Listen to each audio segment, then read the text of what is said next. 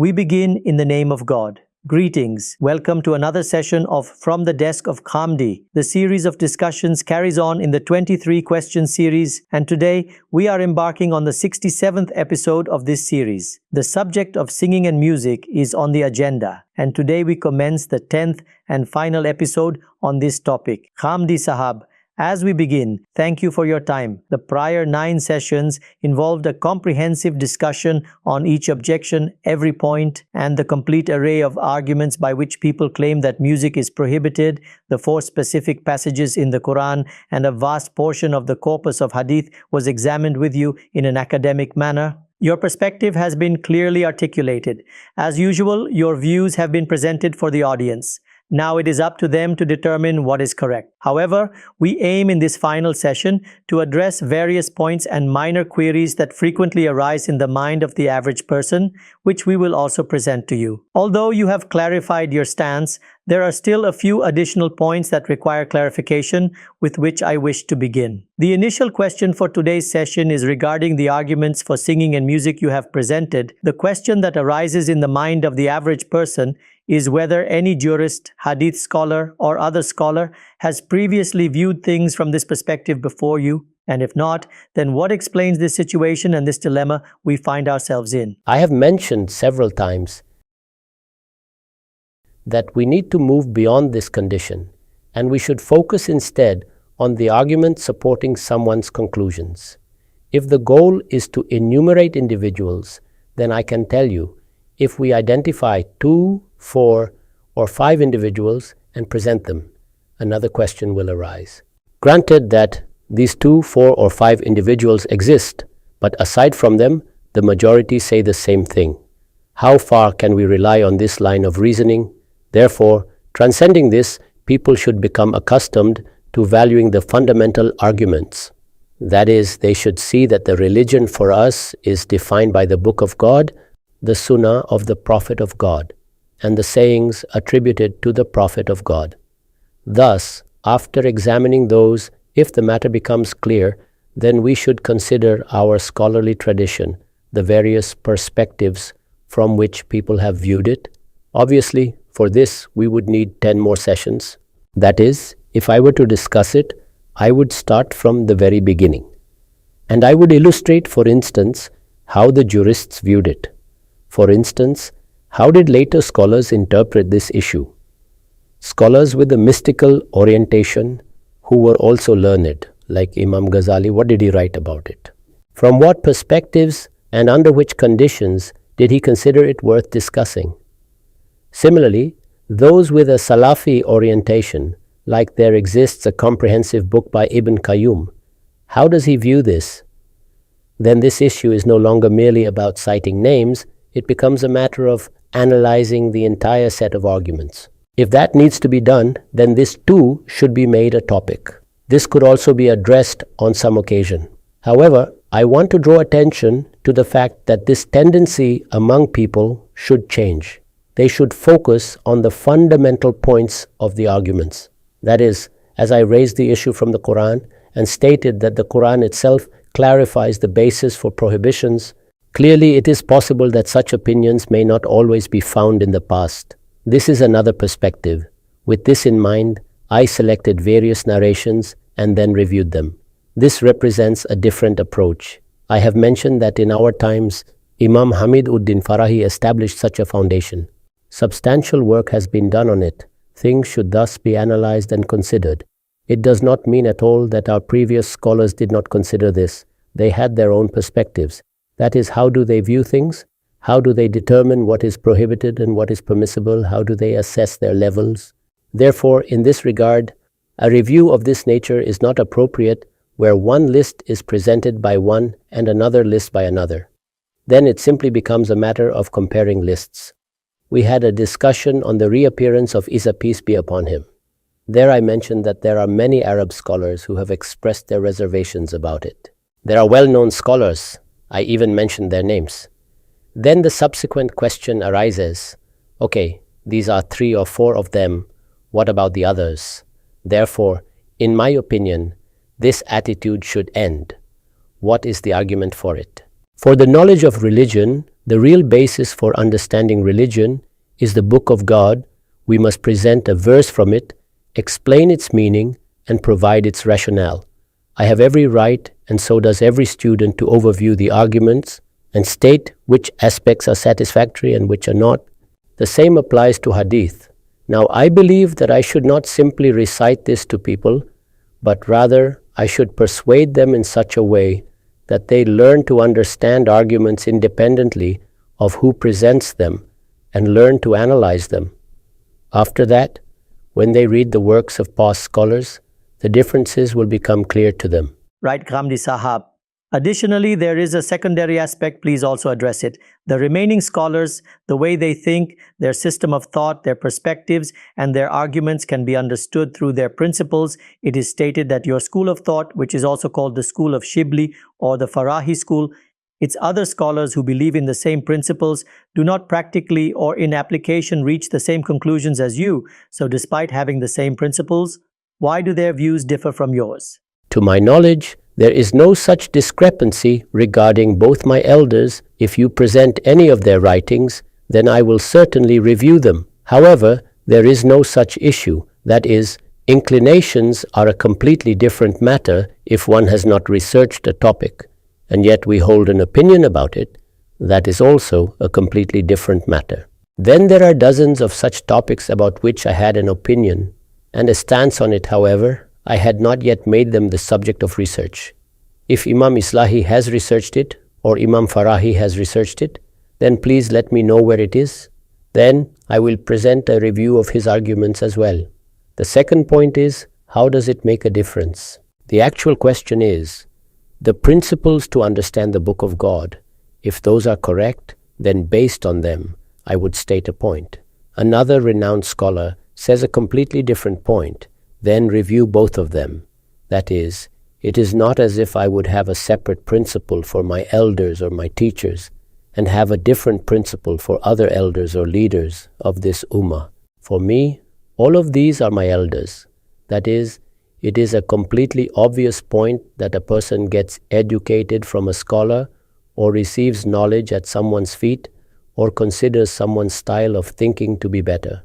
However, all the scholars that exist in the world, all of them are worthy of great respect for us. The ideas of all of them should be studied and reviewed. Their arguments should be analyzed. I think that to divide knowledge into such compartments like so-and-so is a Deobandi scholar or a Barelwi scholar, or so-and-so is a scholar conforming to the Shibli school of thought, or someone is a Hanafi or a Shafi'i. I do not even consider this as correct. All of them are our ulama, our imams. We have a bond with all of them, and all of them have made outstanding contributions, although only the arguments would be focused on. And it happens dozens of times the hadith scholars state their principles. You see those principles, starting from the author of Kifaya, that has been stated in all the books.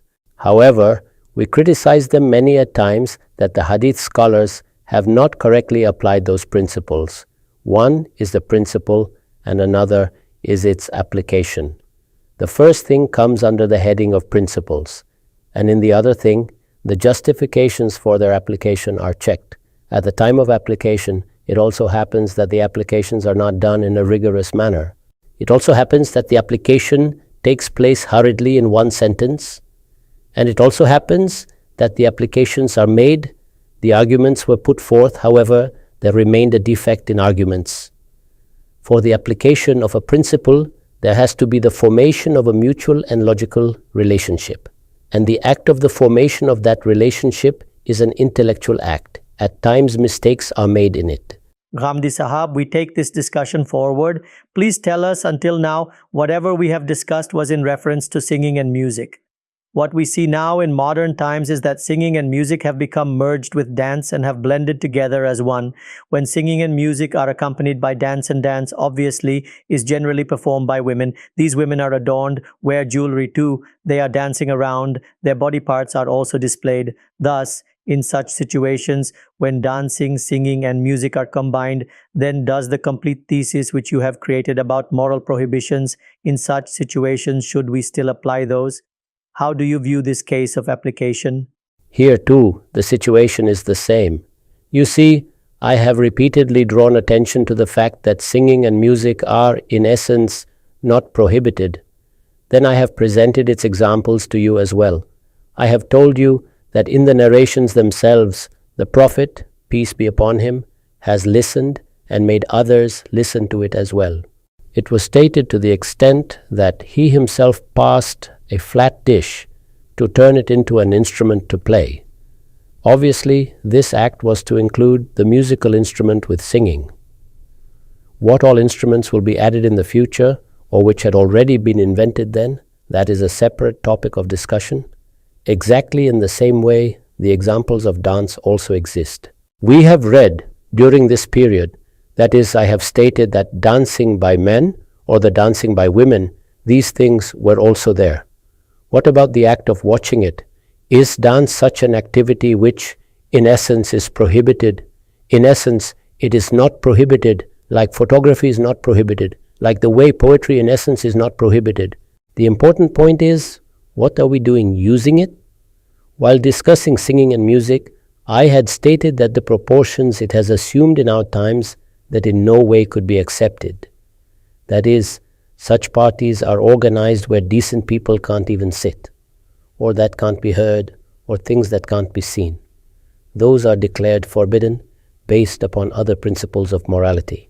We are aware that in our religion, the etiquettes that have been taught with regard to women are that they have to follow the ideal of lowering their gaze, they have to safeguard their private parts, they have to avoid the exhibition of adornment and decor. The exhibition of body and adornment obviously is forbidden in our religion. And if we look at it from the moral aspect, then these can be declared forbidden purely on the moral basis itself. Its sentiment is present even in the innate nature of religion that God has embedded inside human beings. And if we apply the general principles of the religion of the prophets of God, it gets clear from them too. And with the instructions given by God with regard to the mixing of men and women in Surah Nur, it is absolutely clear in those two. So we have to remain confined to those points. And it will be told we have to take care of such things. While taking care of these, if there is an expression of one of the fine arts, it is fine. And if it cannot be done, then whoever does it will be blamed for violation of the rules of God or God's religion. Hence, the point should remain limited to the extent it has been limited in light of the principles of religion. Okay, Ghamidi Sahab, on this point of yours, among people with a religious mindset, this point must definitely arise that among us presently, the dominant music which exists, be they men or women, they get mutually entangled to perform dances. You look at the movie songs or ghazals, each one has this in common.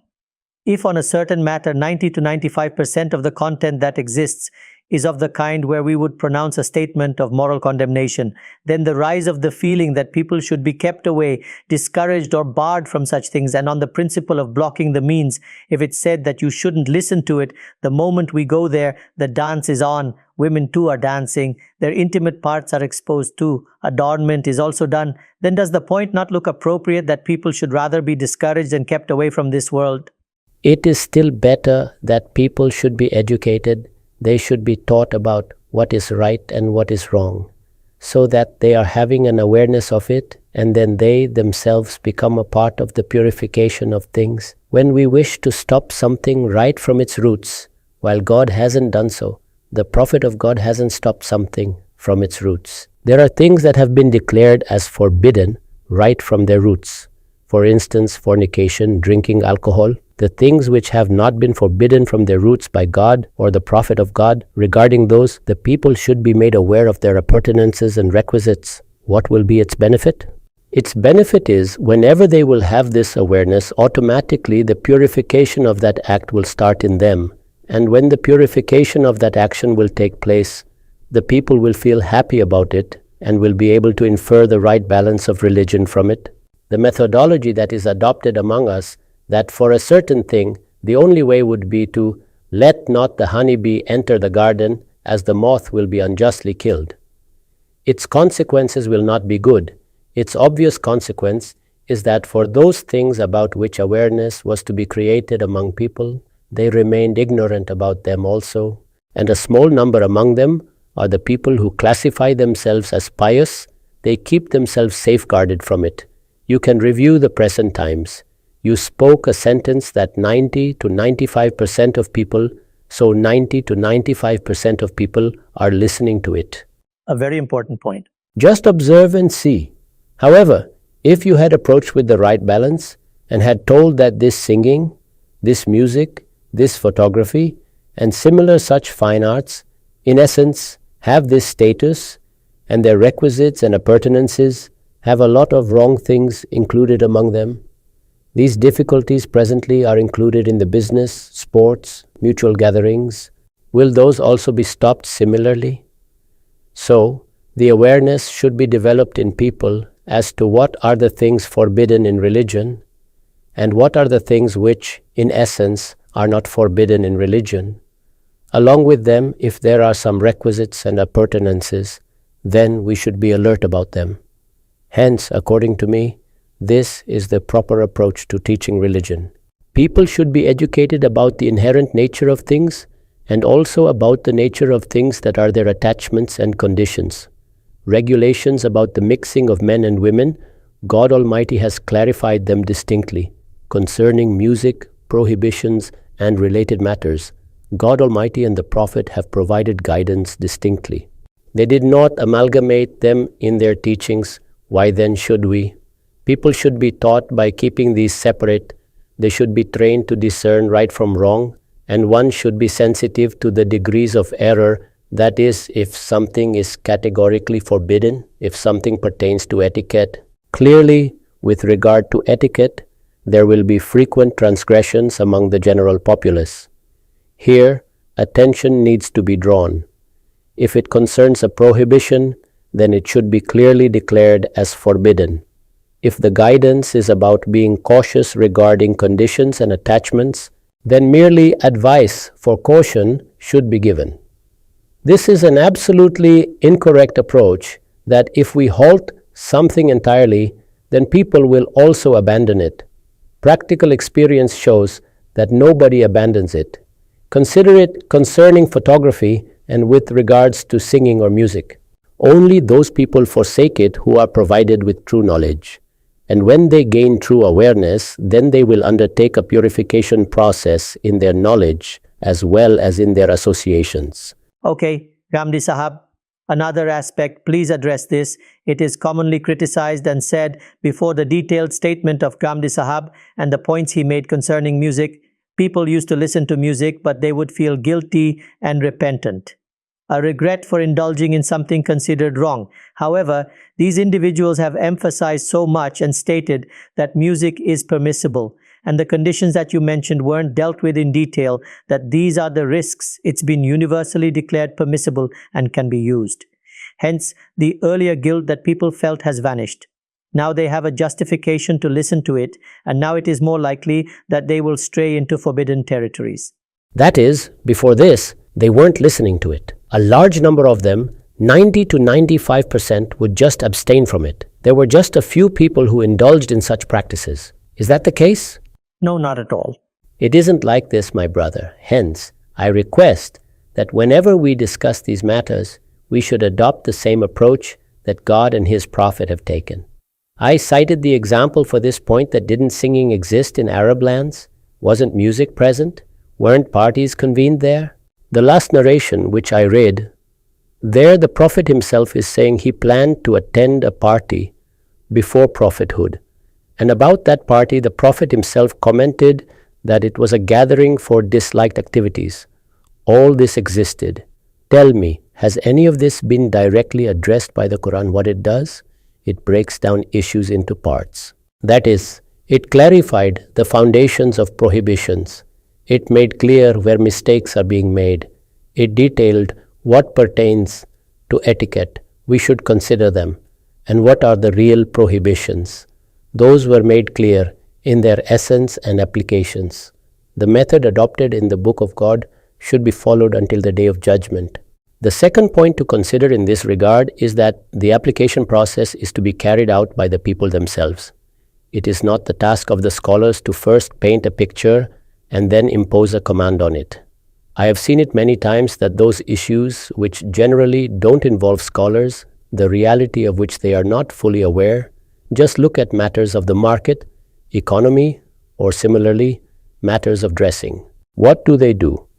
They render a judgment based on their taste, their inclinations, and their culture. Here too, people should be educated. And after conducting research, each component should be separated to tell what is right and what is wrong. It is not our task to impose specific commands regarding certain gatherings. There too, the education that should be imparted is examine it and see what aspects of it are tolerable, what are the things that should be declared forbidden, what is the thing which, in essence, has been allowed in the religion of God, and we may benefit from it, be entertained by it, and adopt them during leisure times. This process is entirely different from the practice of issuing religious decrees as has been adopted by some among us. Thus, for me, when I compare and see, this reality becomes absolutely clear to me that the approach which, in essence, is unsuccessful. We achieved nothing from it, that method which was adopted by God Almighty or by the Prophet of God. That is, you tell me all this was ongoing in Arabia and the Quran was being revealed for 23 years. It discussed every issue, described its laws, its realities and conditions were explained to the people. It responded to the queries raised by the people, yet this issue was left out of the discussion. What is the reason? That is, it wants us to understand the fundamental realities deeply.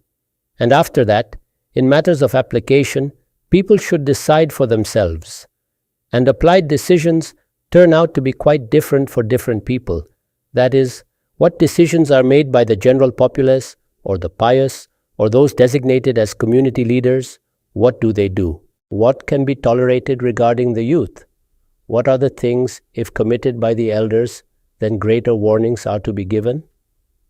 This entire process of application occurs with such diversity.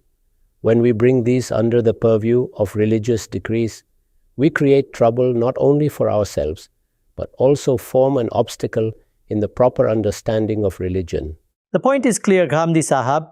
We advance this discussion. I wish to introduce another topic and attempt to present the thoughts of the viewers, especially those who, for a long time, have harbored serious notions and established viewpoints.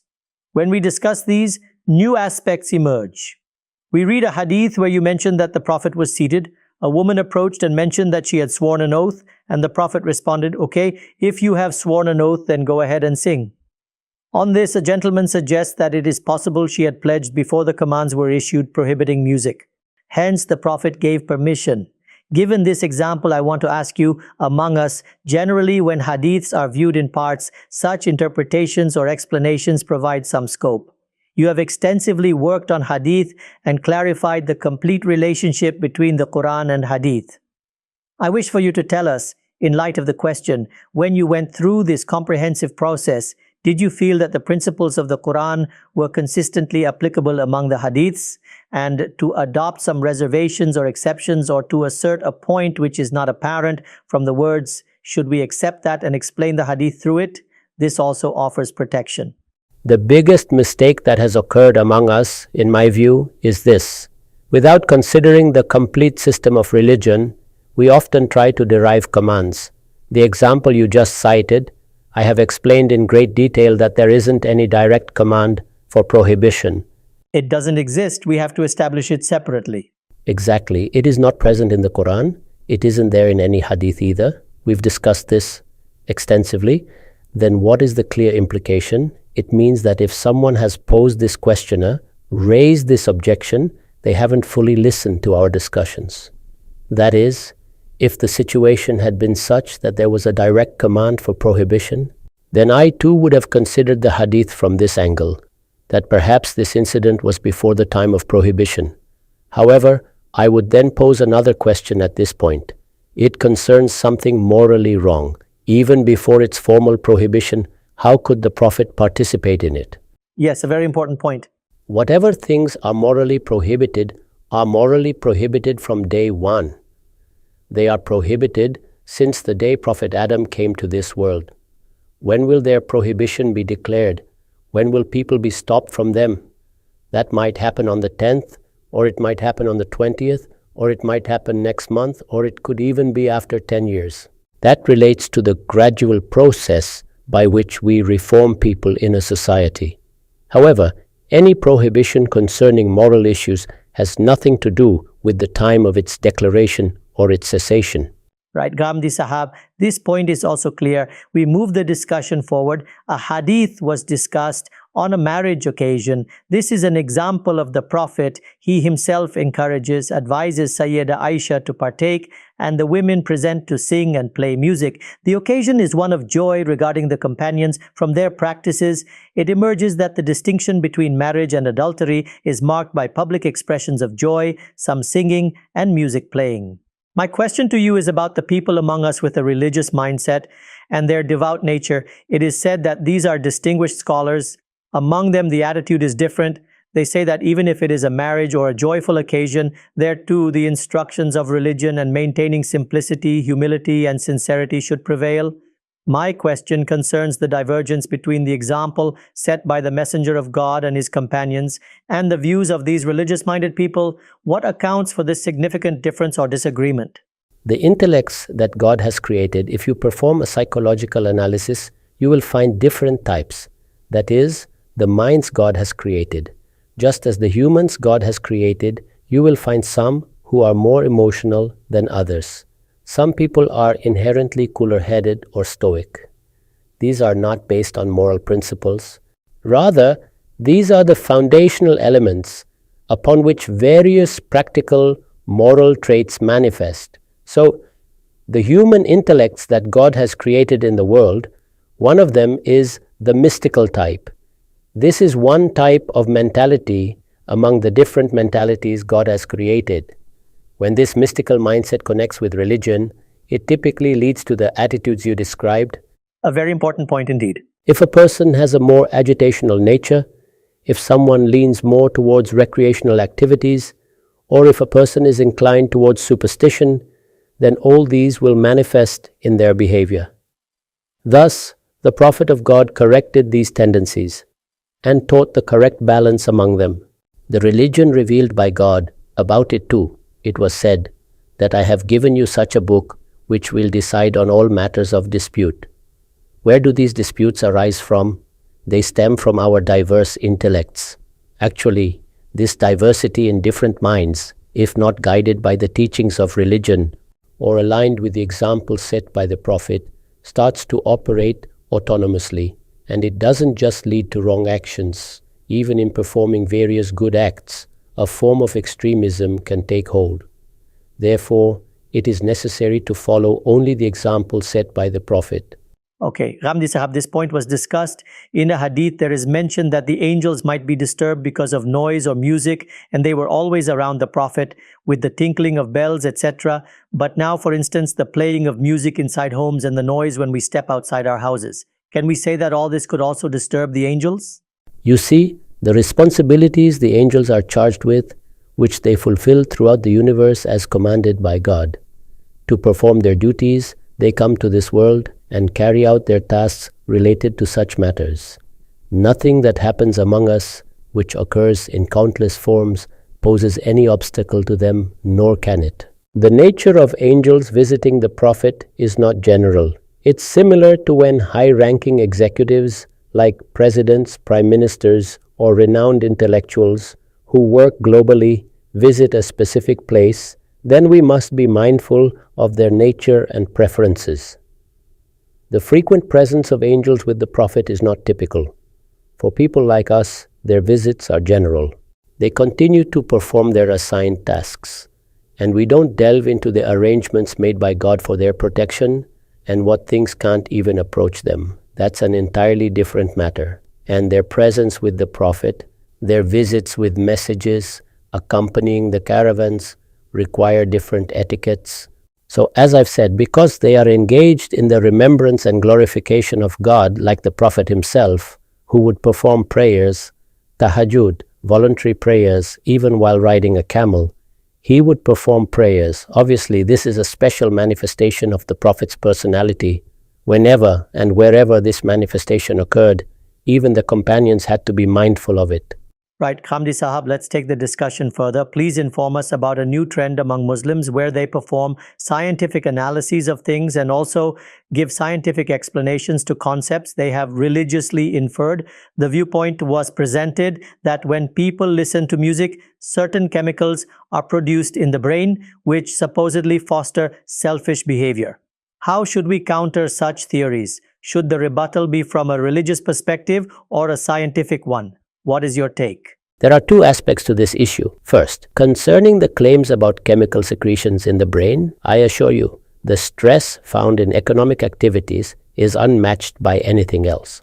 That's indeed an important observation. Yes, whenever a person engages in business, strives to earn, plans, and navigates its ups and downs, especially until the business stabilizes, it consumes all his capacities and his entire being to an extent where it becomes challenging for him to distinguish between what is prohibited and what is permissible. Then, should we conclude that engaging in business fundamentally is prohibited, or should it be declared forbidden? Whereas the doing of business has been termed by God Almighty in the Quran as an exercise to search the bounty of God. He termed it as searching the bounties of God. Wealth and money have been declared as khair, or goodness. What teaching is aimed by it? That this activity, in essence, is not forbidden.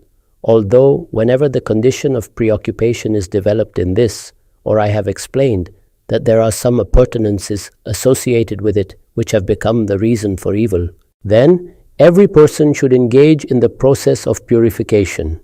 This is to be done by a businessman, even a sportsman.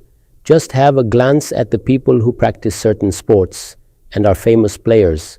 Take a look at the life of an athlete, a person who plays football, cricket, or hockey. This is their life day in and day out.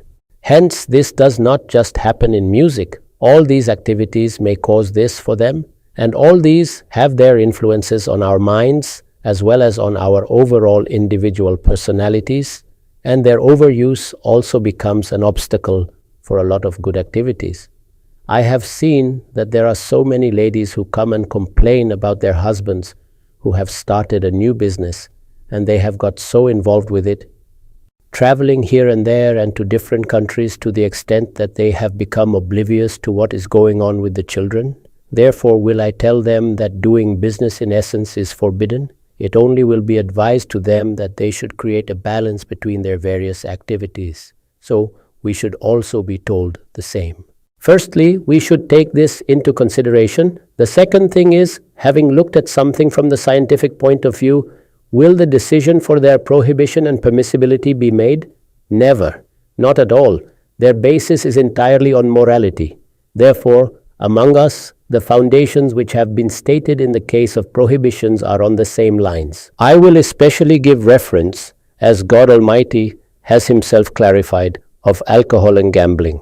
There God Almighty Himself is telling us that this activity is being prohibited, and what it is? The evil in them is greater than the benefit from them. Their evil, that is the moral evil in them, exceeds their benefits. Now you see, the comparison is not between benefit and loss. Hence, for the material losses or the physical losses, it is the work of the physician to warn about them. It is the work of medical experts. They do this for very many things. They tell us the principles of preservation of health. They issue us a lot of guidelines with regard to eating food, with regard to forming of relationships. In accordance to new researches of today, certain precautions are advised. This is worldly knowledge, and just that should be followed.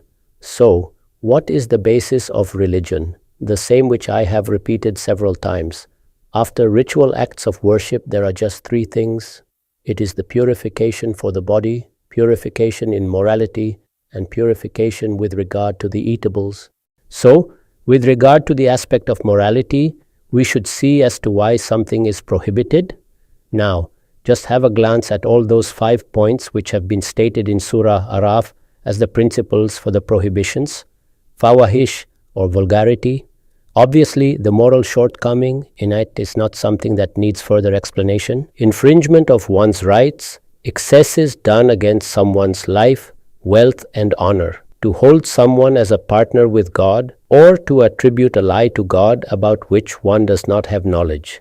These is absolutely self-evident things. Every person can understand it, and it does not require any scientific research. Though we are aware of the scientific findings, or from the psychological studies, we come to know how the parties affect us, how company influences us. When we are in the company of pious men, how does that affect us? When we are in the company of evil men, how does that make an influence us? When we involve ourselves too much in businesses, how does our self get affected? The people who sit in the market day and night, what happens to them? Hence, all these things, whatever these are, to warn against them, to draw attention towards them, to alert them with regard to their ill effects, only this should be within our sphere of activity. The ultimate consequence of it is not to declare that particular activity in essence as forbidden. I will read to you some narrations relating to the markets, and I will tell you the profit, the sort of dealings that every person comes across and on which every individual should care for his purification. He has given admonishments. However, was the market of Medina shut down? Hence, we should understand when something is declared as forbidden. This whole world is actually a place of overindulgence, and the Quran comments on it and says, "What is the life of this world? There are great temptations placed in it for you.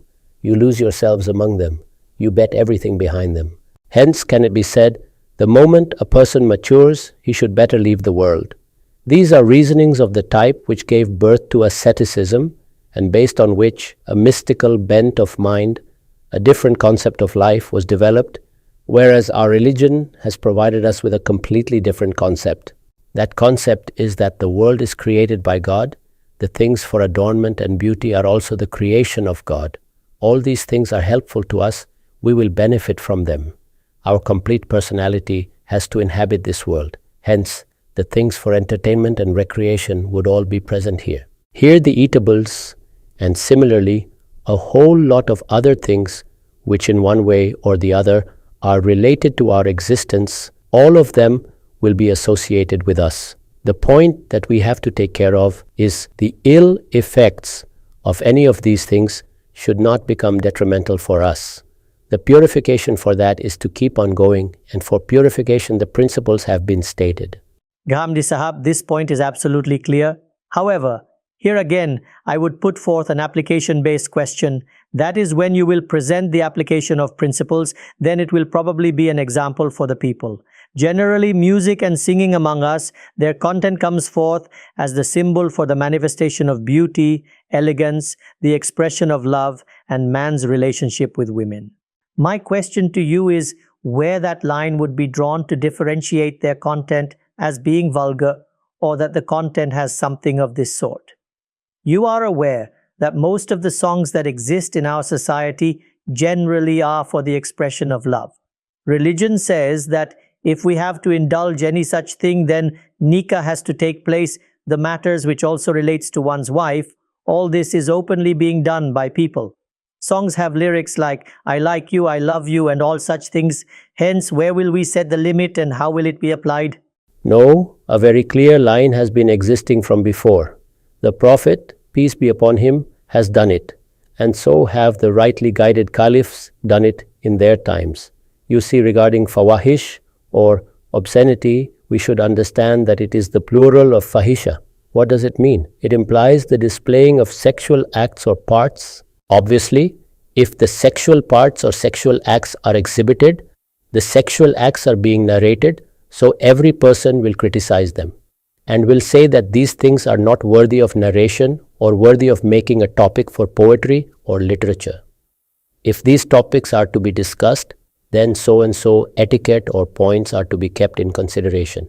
In the same way, say if you express your sentiments for a particular lady, then we are aware that Sayyidina Umar himself stopped from it. However, the expression of sentiments of love, it is the most beautiful thing in this world. Its expression has never been restricted. You are aware that the odes found in Arabia used to begin with tashbib, introductory verses in an ode. The ode that was read in the presence of the Prophet himself, Banat Suwad, there you see the mention of the name Suwad. it is the name of a woman. However, it is not the name of a particular woman. Actually, this is the name given in Arabic poetry, just like Akhtar Shirani's poetry among us. It is the fictitious name which the poet uses in his poetry to express his feelings. In the same way, look at the Odes of Arabia. In all of them, we will find this introductory copulate in the same style. If there is an article that is classified as vulgar where there is a narration about a particular lady, then definitely everyone should be stopped from it. This activity can at times even lead to punishment, since in them there might be an issue of making an accusation on others. However, if expressions of such sentiments are done without attributions, if it is forbidden, then do excuse me for saying that the whole of poetry will also have to be destroyed. We will have to destroy Gulistan and Bostan too. The pages of Mansavi of Maulana Rum will also have to be set to fire. For the reason, if you give me an opportunity, I will present each of them to you. If the 5th chapter of Gulistan, Dar Ishq or Jawani, if put before you, you will say that the first and foremost thing to be done is to stop teaching this to the students. Hence, regarding such things, I am not saying that everything is okay. Among them too, there are a few things which can be criticized, about whom the advice for avoiding them could be given. However, the expression for the sentiments of love is among the requisites of human life, and it has been done by people in all ages. This has been done in poetry, in literature, in it. That which has been fixed as the limit from the moral aspect is that there can't be an expression of vulgarity. This was one point, and the other is that for a particular person, such words cannot be used.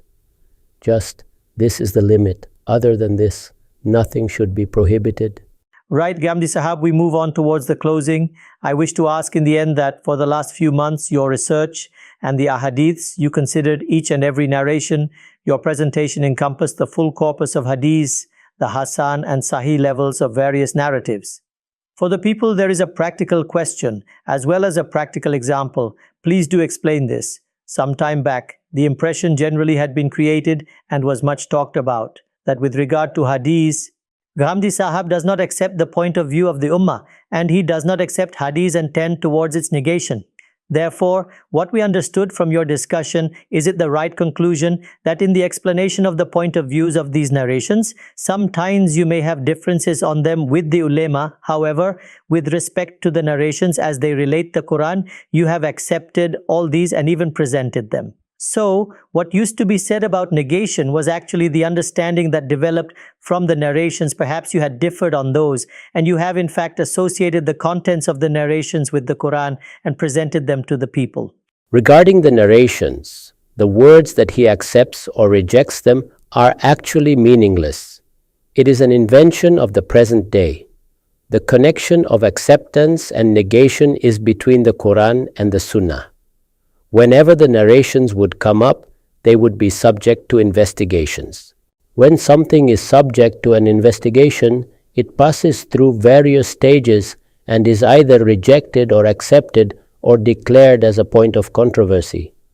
Whatever knowledge has been accumulated in the Muslim Ummah, if we study that, they have the same approach towards narrations.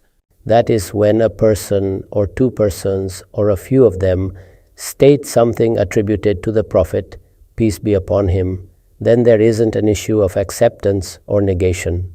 The first thing to be done is its investigation. That is, with attribution to the Prophet, peace be upon him. A point is stated.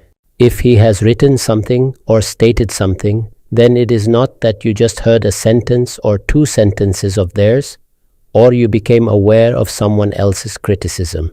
First, you should understand the complete point, and this understanding should be carried out with such honesty that when we put our point to that person, then they should acknowledge that the point stated is presented in such a manner that even they would not have made a better statement of it.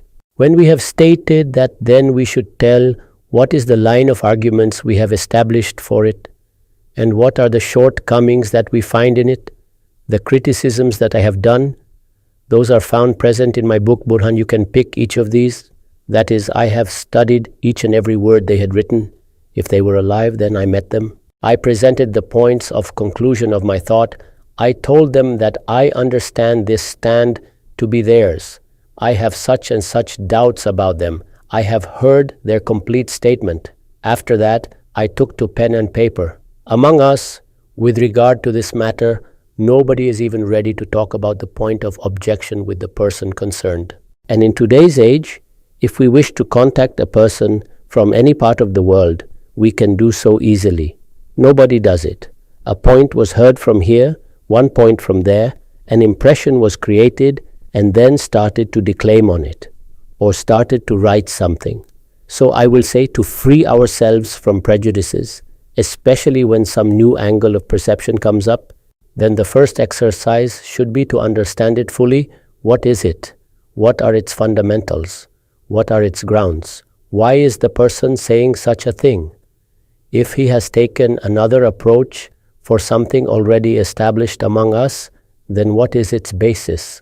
What we do among us, first, some hearsay is relied upon, and those things are accepted without even their investigation. It is not checked for the places in which that person has stated the topic. At what all places has he elaborated them? What are the aspects of it which have been highlighted? No efforts are made to check these points. And after that, we form an opinion on our own and declare that the person is ignorant of certain information or knowledge. We start commenting on it. So I would request that this methodology has been the reason for our decline. That is, this take us away from the academic world. If we have to thrive in the academic world, we have to learn the etiquette for review and criticism. And we should never form a negative opinion about the processes of reviewing and criticism. Knowledge progresses in this fashion. And the discussion here should be carried out in a conducive and amicable atmosphere. That is, the way of mocking and taunting, the way of expressing contempt, is not good for human beings themselves from the moral point of view. And what is the end result of it? Its end result is nothing other than hate other. If you are on a journey of knowledge, then have your opinions formed with complete honesty. If we have to criticize someone, if we wish to praise someone, it does not require much research. However, if we have to criticize someone, then we have to go down deep into it. And if the person is living, then all our doubts should be repeatedly put forth to him. Listen to him, and then tell him that these are our doubts. And now when we have had gone through this process of investigation, it still hasn't made us satisfied. Now it is our right that we inform the people and also criticize it. Ghamidi Sahab, we have exhausted our time allocated based on 10 episodes and 10 hours of discussion with reference to singing and music. Whatever objections used to be made, we tried to present them to you. May God reward you. With your sincerity, humility, and patience, you elaborated upon each and every point, and when we repeatedly asked for clarification on our doubts on its secondary and applied examples, you explained them head-on. Inshallah, we will again be at your service in the new session with a new topic and a new objection. The time ends here. Thank you very much for your time till now. Thank you very much.